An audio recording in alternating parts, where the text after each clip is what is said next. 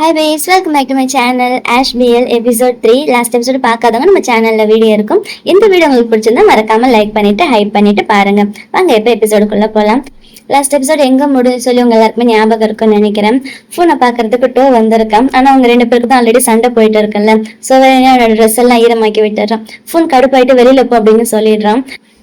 கேட்குற மாதிரி இல்லை. மறுபடியும் உள்ள வந்துட்டு அவனை குளிக்கிறதுக்கு ஹெல்ப் பண்ணிட்டு இருக்கான். அவனை மடியில உட்கார வச்சுட்டு அவனோட தலையை வாஷ் பண்ணிக்கிட்டு இருக்கான். அவன் நல்லா தான் வாஷ் பண்ற தலையை அப்படின்னு சொல்ல, சின்ன வயசுல என் தம்பிக்கு நான் தான் ஹேர் வாஷ் பண்ணி விடுவேன் அப்படின்னு டோ சொல்றான். அப்போ நெத்தியில காயம் இருக்குல்ல, அவன் ஆஷ்ட்ரே தூக்கி அடிச்சானே, அந்த காயம் இருக்கு. அதை பார்த்துட்டு இந்த மாதிரி நான் பண்ணிருக்கூடாது அப்படின்னு சொல்ல, அது ஒன்றும் பெரிய விஷயம் கிடையாது, என்னுடைய ஹேர் இருக்குல்ல அதுவே மறைச்சிக்குது அப்படின்னு சொல்ல, சாரி இன்னொட்டு நான் அந்த மாதிரி பண்ண மாட்டேன் அப்படின்னு டோ சொல்றான். உடனே இவனுக்கு மேல பாசம் வந்துடுது. அவன் கணத்துல கை வைக்க டோ பக்கத்துல வந்து போனோட நெத்தியில கிஸ் பண்றான். அப்புறம் குளிச்சுலாம் முடிச்சதுக்கு அப்புறம் போனோட கையில அடிபட்டுருச்சுல, அந்த காயத்தை அவன் பார்த்துட்டு இருக்கான். அவன் ஊதி விட, எதுக்கிட்ட ஊதுற, அவனோட ஜெர்ம்ஸ் எல்லாம் அதுல ஒட்டிக்கும் அப்படின்னு சொல்றான். அதெல்லாம் மருந்து போட்டா சரியாயிடும் அப்படின்னுட்டு அவன் கையில ஒரு பேண்டேட் போட்டு விடுறான்.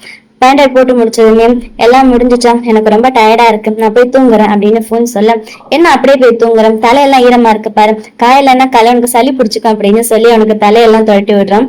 அதுக்கப்புறம் அவனுடைய ஒர்க்கை பத்தி விசாரிக்கிறான். இப்ப நீ எந்த டிபார்ட்மெண்ட்ல இருக்க அப்படின்னு கேட்க, அவன் சொல்லிட்டு எதுக்கு திடீர்னு இதெல்லாம் கேட்கிற அப்படின்னு சொல்ல, அதெல்லாம் ஒண்ணும் இல்லை அப்படின்னு டூ சமாளிச்சுட்டு, ஆமா அவன் கையில எப்படி அடிபட்டுச்சு அப்படின்னு கேக்குறான்.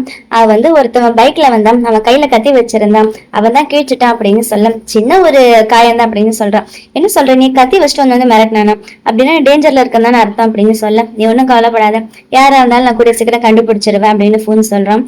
அதுக்கிட்டோ வந்து எதுக்கு கஷ்டப்பட்டு இந்த வேலையை பண்ணிட்டு இருக்கேன், இதெல்லாம் உனக்கு செட் ஆகாது, செட் ஆகலன்னா விட்டுரு, இது உனக்கு ரொம்ப ஆபத்தா இருக்கும்னு எனக்கு தோணுது, பேசாம இந்த வேலையை விட்டுட்டு வேற ஏதாச்சும் நல்ல வேலையா பாரு, இல்லைன்னா கம்பெனிக்கே வந்துடு, இல்லைன்னா நீ ரிட்டையர் ஆயிடு அப்படின்னு சொல்ல, நான் ரிட்டையர் ஆகிறது அப்படின்னு சிரிச்சுக்கிட்டு கேட்கறான். அப்ப நான் ரிட்டையர் ஆயிட்டா என்ன யார் சப்போர்ட் பண்ணும் அப்படின்னு கேட்க, அதான் நான் இருக்கல, நான் உன்னை பாத்துக்கிறேன் அப்படின்னு சொல்ல, அப்பதான் போனுக்கு ஞாபகம் வருது போல, ஆமா இல்ல நீதான் பெரிய பணக்காரனாச்சு, என் ஒருத்தனால பாத்துக்க முடியாதா அப்படின்னு கேட்க, அப்படின்னா ஓகே தானே, நாளைக்கு ரிசைன் பண்ணிடுவல்ல அப்படின்னு டோ கேட்க, அதுக்கு போனு சும்மா விளையாடாத அப்படின்றான். அப்புறம் போன் அவன் தோல்ல சாஞ்சுக்கு, இனிமே இந்த மாதிரி கஷ்டமான வேலையெல்லாம் பண்ணாது அப்படின்ற மாதிரி சொல்றோம். அதுக்கப்புறம் அவங்க ரெண்டு பேரும் சமாதானம் ஆயிடும். போன் பக்கத்துல வந்து அவனை ஹக் பண்ணிக்கிறான். சரி இனிமே நம்ம ரெண்டு பேருக்குள்ள எந்த பிரச்சனை எல்லாம் இருக்கக்கூடாதுன்னு, ஓகேவா, நான் இந்த ஒரு டைம் உன்ன போனா போட்டுன்னு விடுறேன், இனிமே இந்த மாதிரி சண்டை போட்டுக்கூடாது அப்படின்னு பேசிக்கிறாங்க. அதே மாதிரி நீ வேற எந்த பசங்க கூடயும் பேசக்கூடாது அப்படின்னுட்டு சொல்ல, அதுக்கு அவனு ஓகேன்னு சொல்றான். எங்க பாக்கலாம் அப்படின்னு தான் சொல்றான். அப்புறம் அவன் தூங்குறதுக்காக இடம் பார்த்துக்கிட்டா இருக்க, என்ன பண்ற நீ அப்படின்னு போன் கேட்கறான். ஏன் இன்னைக்கு நைட் எங்கேயே தூங்கக்கூடாது அப்படின்ட்டு கேட்கறான். அதுக்கு போன் தாராளமா தூங்குன்னு சொல்றான். ஆனா வெறும் தூங்க வந்த மாதிரி தெரியல, பக்கத்துல போய் அவனை லைட்டா கிஸ் பண்றதுக்கு போறான். ஆனா போன் நகர்ந்துக்கிறான். என்ன பண்ற நீ இப்ப வேண்டாம் அப்படின்னு சொல்ல, அப்படின்னா வெறும் தூங்குறது மட்டும் தானே, சரி பரவாயில்ல அப்படின்னு ரெண்டு பேரும் ஒன்னா தூங்குறாங்க. அடுத்த நாள் காலைல பார்த்தா துணியெல்லாம் அப்படி கலைஞ்சு கிடக்குது. ரெண்டு பேரும் சும்மா தூங்கின மாதிரி தெரியல, ஆனா சும்மா தூங்கணும்னு தான் சொல்றாங்க. அப்புறம் ஃபர்ஸ்ட் போன் தான் எந்திரிக்கிறான். அவன் எந்திரிச்சதுமே டோ தூங்குற அழகா பாத்துக்கிட்டு இருக்கான். கொஞ்ச நேரம் அவன் பக்கத்துலயே உட்காந்து பாத்துக்கிட்டு இருக்கான். அதுக்கப்புறம் எந்திரிச்சு அவனுக்காக வச்சு பிரேக்ஃபாஸ்ட் சமைக்கலாம்னு சொல்லி கிச்சனுக்கு போறான். அவன்கிட்ட இருக்கிற இன்கிரீடியன்ஸ் எல்லாம் எடுத்து வச்சு பிரேக்ஃபாஸ்ட் செஞ்சுக்கிட்டு இருக்கான். கொஞ்ச நேரத்துல அங்க டோ எந்திரிச்சிடறான். எந்திரிச்சதும் அவன் கிச்சனுக்கு வரான். வந்துட்டு அவங்ககிட்ட குட் மார்னிங் அப்படின்னு சொல்ல, எந்திரிச்சிட்டியா அப்படின்னு அவன் கேட்கறான். என்ன பண்ற அப்படின்னு கேட்க, உனக்கு அதான் பிரேக்ஃபாஸ்ட் பண்ணிட்டு இருக்கேன், sausage, toast, fried egg, tomato அப்படின்னு என்னமோ சொல்லிக்கிட்டே இருக்கான். என்னடா வீட்டுல இருக்கிறது எல்லாத்தையுமே சமைச்சு வைக்க போறியா, இதுக்கு இப்பதான் பிரேக்ஃபாஸ்ட் அப்படின்னு கேட்க, இப்ப நீ சாப்பிடுவே இல்லையா அப்படின்னு கேட்க, நீ என்ன சமைச்சு கொடுத்தாலும் நான் சாப்பிடுவேன் அப்படின்னு டோ சொல்றான். அப்புறம் அந்த மஸ்டர்ட் சாஸ் தான் கொஞ்சம் எக்ஸ்பயர் ஆயிடுச்சு அப்படின்னு சொல்ல, அதெல்லாம் ஒன்னும் பிரச்சனை கிடையாதுன்னா, கெட்டு போகாம இருந்தா போதும் அப்படின்னு சொல்லிட்டு போனோட கையை பிடிச்சு பாக்குறான். இப்ப எப்படி ஒரு காயம் பரவாயில்லையா அப்படின்னு கேட்க, இப்ப ஒன்னும் இல்ல பரவாயில்லன்னு சொல்றான். உனக்கு ரொம்ப பசிக்குதான், சரி சாப்பாடு ரெடி பண்றதுக்கு முன்னாடி இந்த ஃப்ரூட்டை சாப்பிடு அப்படின்னு சொல்லி ஒரு கிரேப் எடுத்து அவனே அவன் வாயில ஊட்டி விடுறான். அதுக்கப்புறம் அவன் கையை பிடிச்சு பாத்துக்கிட்டு இருக்கான். இன்னைக்கு நீ எப்ப வேலைக்கு போகணும் அப்படின்னு கேட்க, ஆக்சுவலா என்னுடைய ஹையர் ஆபீசர் இருப்பார்ல, அவர் வந்து என்ன ரெஸ்ட் எடுத்து தான் வர சொல்லியிருக்காரு, கையில ஏதாச்சும் காயம் இருக்கான்னு சொல்லி செக் பண்ண சொல்லியிருக்காரு. ஸோ நான் ஸ்டேஷன் போற வரைக்கும் இங்க ஃப்ரீயா தான் இருப்பேன், அது வரைக்கும் நம்ம என்ன வேணா பண்ணலாம் அப்படின்னு சொல்ல, ஓ என்ன வேணா பண்ணலாமா அப்படின்னு கேட்டு பக்கத்துல இருந்து கிஸ் பண்றான். அப்படியே ரெண்டு பேரும் மாறி மாறி கிஸ் பண்ணிக்கிட்டே இருக்கு. அங்க கிச்சன்ல சமைச்சுக்கிட்டு இருக்கா அப்படின்றது கூட மறந்துட்டு டோ வந்து போனை வெளியில கூப்பிட்டு வரான். என்னடா பண்ற நீ அப்படின்னு போன் சிரிச்சுக்கிட்டே கேட்க, அவன் மடியில தூக்கிட்டு போய் சோஃபால படுக்க வைக்கிறான். என்ன பண்ற நீ இப்படி எல்லாம் பண்ணாதான்னு சொல்றான் தான் தவிர பயபுள்ள வேணான்னு சொல்ல மாதிரி இல்லை. ரெண்டு பேரும் சிரிச்சுக்கிட்டே சோஃபால கிஸ் பண்ணிட்டு ஜாலியா என்ஜாய் பண்ணிட்டு இருக்காங்க. அங்க கிச்சன்ல குக் ஆயிட்டு இருக்கிற விஷயத்த கூட மறந்துட்டாங்க. எங்க ரெண்டு சாசேஜ் 2 முட்டை தான் இருக்குது, அதை கூட கடைசியில கறிக்கிட்டாங்க. என்னடா இது இப்படி ஆயிடுச்சு அப்படின்னு ஃபோன் கேட்க, இதுக்கெல்லாம் காரணம் நீ தான் அப்படின்னு ஃபோன் டோ கிட்ட சொல்றான். உனக்கு இப்ப கிஸ் பண்றதுன்னா அவ்வளவு முக்கியமா, உன்னால எல்லாம் கருகி போச்சு பாரு அப்படின்னு சொல்ல, ஆனா டோ அதையும் எடுத்து கடிக்கிறான். அது கருகி போச்சுட்டா அது எதுக்கிட்ட சாப்பிடுற அப்படின்னு கேட்க, இருந்தாலும் நீ சமைச்சதில்ல அப்படின்னு ஒரு வாய் கடிச்சு பார்த்துட்டு நல்லா இல்லைன்னு சொல்லி அதுக்கப்புறம் துப்பிடுறான். அப்புறம் டோவோட ஃபோன் கால் வருது. அவனோட அசிஸ்டன்ட் தான் கால் பண்ணியிருக்கான். ஆனா ஃபோன் பிடிங்கி பேச டோ அவங்ககிட்ட இருந்து பிடிங்கிக்கிறான். என்ன விஷயம் அப்படின்னு கேட்க, இன்னைக்கு ஏதாவது கவர்மெண்ட் அபிஷியல் கூட மீட்டிங் இருக்குது, நீ கண்டிப்பா வரணும் அப்படின்னு சொல்லி அவனோட அசிஸ்டன்ட் சொல்றான். பின்னாடி அவனுக்கு ஃபோனோட குரல் கேட்க, யார் அது அப்படின்னு கேட்க, அதெல்லாம் யாரும் கிடையாது அப்படின்னு டோ ஃபோனை கட் பண்ணிடுறான். கட் பண்ணிட்டு ஃபோன் கிட்ட வந்துட்டு, இதெல்லாம் நீ வேணும்னு தான் நான் பண்ணேன், உன்னை என்ன பண்றேன் பாரு அப்படின்னு சொல்லி அவனை இழுத்துட்டு போறான். நீ என்ன பண்ணான்னு தெரியல. அப்புறம் ஃபோன் இப்போ அவனுடைய போலீஸ் ஸ்டேஷன்ல உட்காந்துகிட்டு இருக்கான். பையனுக்கு சிரிப்பு அடக்க முடியல, ஒரே சிரிப்பா இருக்குது. அதை ஜோசப் நோட் பண்ணிட்டு, என்ன சார் ரொம்ப ஜாலியா இருக்கீங்க போலயே அப்படின்னு கிண்டலா கேட்க, அவன் தலையில ஒரு அடி அடிக்கிறான். ஆமாம் என்னாச்சு, நான் சொன்ன வேலையெல்லாம் பண்ணிட்டேன் அப்படின்னு கேட்க, செக் பண்ணிட்டேன், அந்த மோட்டார் பைக்கே ஃபேக்குன்னு தான் வருது அப்படின்னு சொல்றான். என்கிட்ட ஒரு தியரி இருக்கு அப்படின்னுட்டு ஜோசப் சொல்றான். நம்ம அந்த கசினோவை வேவு பார்க்க தானே போனோம், அந்த கசினோல இருக்கிறவங்க தான் வேணும்னே நம்மள பயமுறுத்துறதுக்காக ஆள் அனுப்பியிருப்பாங்க அப்படின்னு சொல்ல, எனக்கு என்னவோ அந்த மாதிரி தோணல அப்படின்னு ஃபோன் வந்து வேற மாதிரி சொல்றான். சரிவா அப்படின்னு சொல்லிட்டு மறுபடியும் அவங்க இன்வெஸ்டிகேஷன் பண்றது கிளம்புறாங்க. அதே நேரம் இங்க டூ அந்த மீட்டிங் போகணும்ல, அதனால இங்க வந்திருக்கான். ஆனா அவனோட அங்கிள் தான் போன எபிசோட்ல லாஸ்ட் சீன்ல கொண்டுட்டாங்கல்ல, சோ அங்கிளை காணும்னு சொல்லி அவனோட தம்பி வந்து சொல்ல, எங்க போயிருப்பாரு அப்படின்னு சொல்லி அவனும் டென்ஷன் ஆயிட்டே இருக்கான். அப்ப அவனுக்கு வயிறு வலிக்கிற மாதிரி இருக்கு. நீ ஃபர்ஸ்ட் ஹாஸ்பிட்டலுக்கு போ அப்படின்னு அவன் தம்பி சொல்றான். ஒருவேளை அந்த கருகி போன சாப்பாடு சாப்பிட்டதாலேயா இல்ல அவனுக்கு ஆல்ரெடி ஏதாச்சும் பிரச்சனை இருக்கா என்னன்னு தெரியல. அப்புறம் இவங்களுக்கு வந்து பிசினஸ்ல ஃபெரோஸ் அப்படின்ற ஒருத்தன் வந்து ப்ராப்ளம் பண்ணிட்டு இருக்கான் போல, அவனை பத்தியும் பேசிக்கிட்டு இருக்காங்க. இவங்களோட பிசினஸ் வர நிறைய ப்ராஜெக்ட் எல்லாம் அவன் வந்து பிடிங்கிக்கிறானோ, அதை என்ன பண்றது அப்படின்ற மாதிரி பேசிட்டு இருக்காங்க.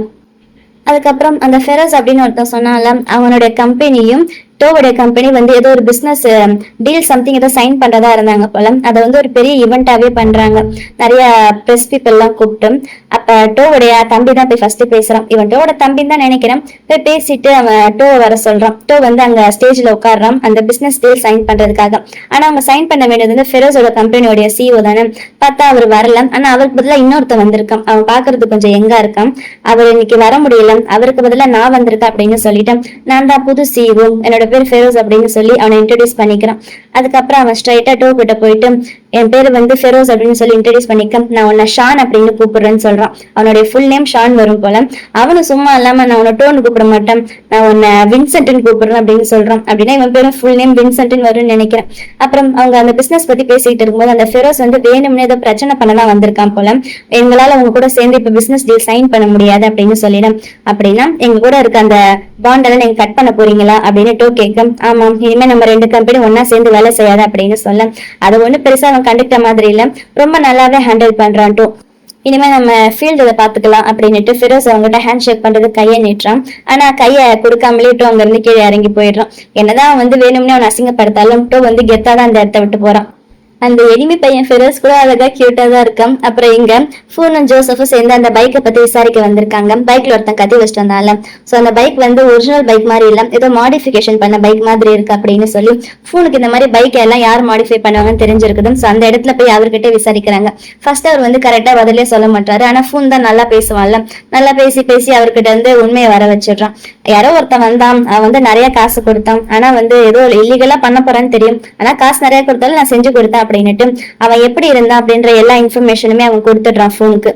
அவனுடைய முதுகுல வந்து ஒரு லைட்னிங், ஒரு மின்னல் அடிக்கிற மாதிரி ஒரு டேட்டு இருக்கும் அப்படின்னு அதுவும் சொல்லிடுறான். அதை கேட்டதுமே ஃபோனுக்கு ஏதோ ரியலைஸ் ஆகுது, அவனுக்கு ஆல்ரெடி யாருன்னு தெரியும் போல.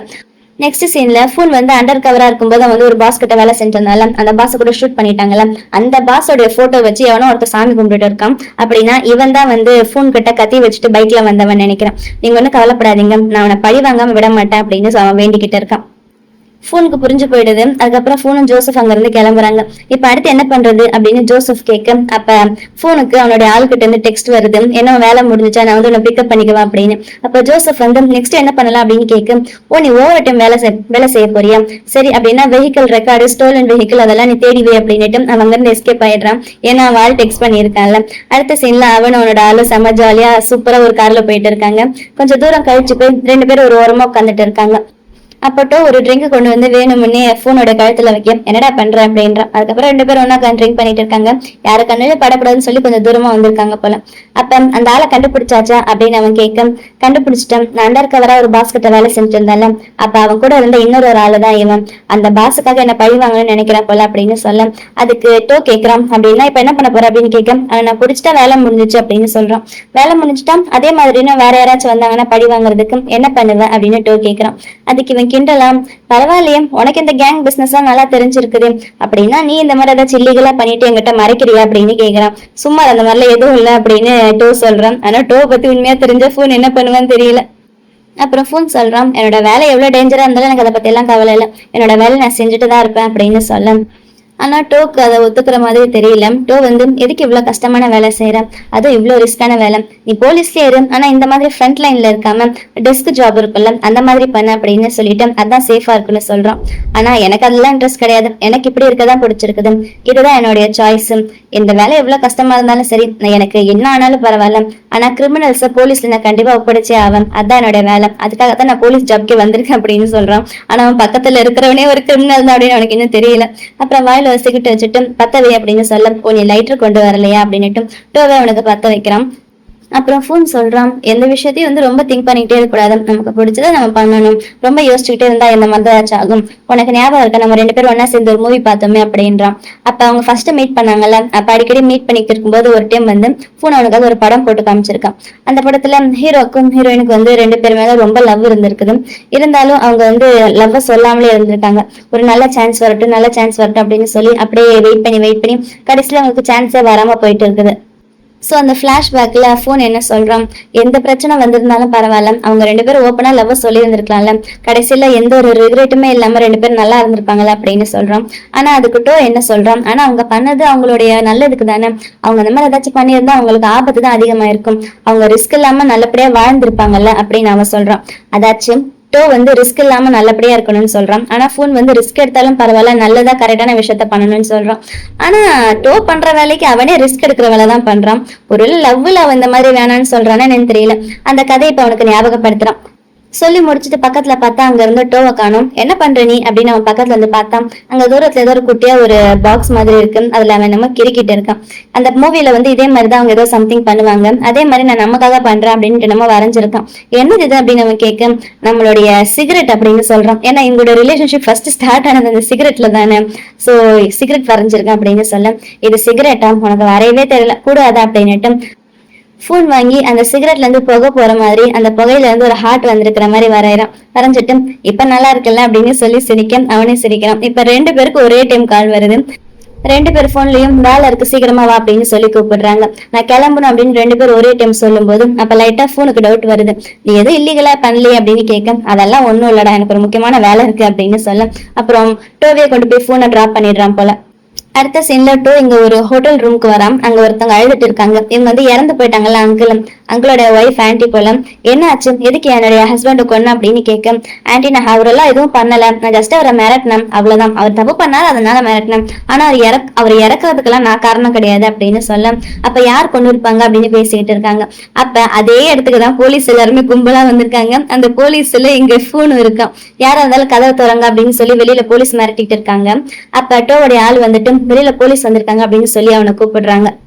டோ எந்திரிச்சு வெளியில போக போறான். அப்ப அவனோட அசிஸ்டன்ட் கூப்பிட்டு, இப்ப நீதான் நம்மளோட கம்பெனியோட சேர்மன் சொல்லி வெளியில தெரிய வந்துச்சு, இந்த விஷயம் வந்து மிஸ்ஸஸ் ஹியூக்கு தெரிஞ்சிச்சுன்னா நமக்கு பிரச்சனை வந்துடும் அப்படின்னு சொல்றாங்க.